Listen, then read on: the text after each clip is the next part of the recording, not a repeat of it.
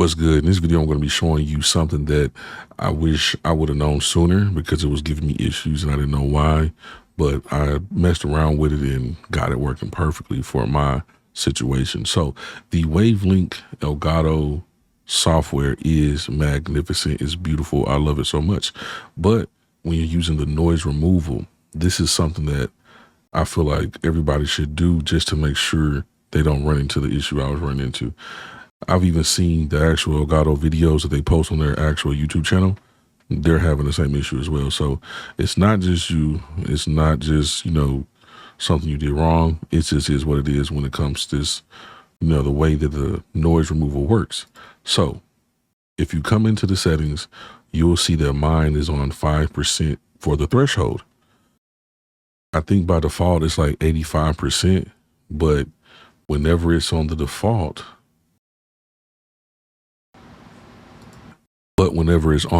like right now, I was running into issues with it cutting off some of my words at the beginning, and that's not a good look.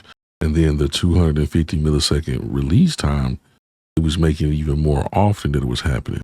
So I bumped this up just because I don't want it to shut off in between like a little short pause or something like that.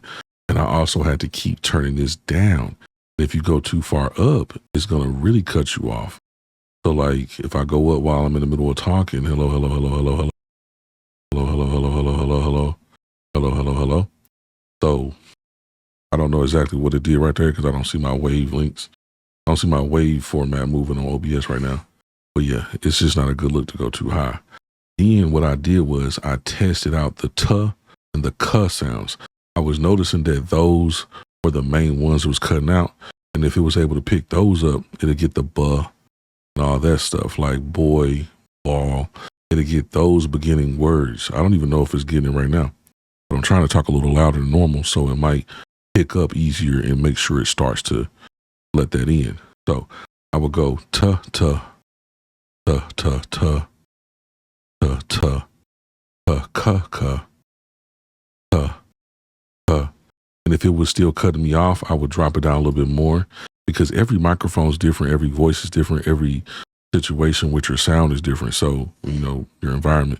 So what I would do is I'll just keep going down and I'll do it again. So t, t, t.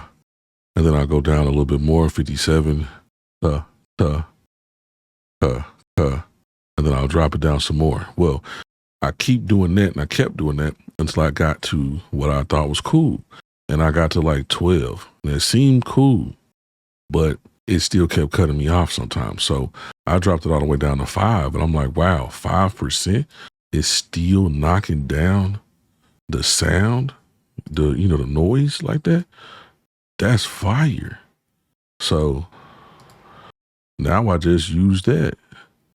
But, just a quick thing you can test and do if you run into the same issue of your voice and certain words being cut off when you're talking. It's not fun, especially when you're recording YouTube videos or voiceovers for, things you edited. It's just not good. It's just not going to be a wonderful situation.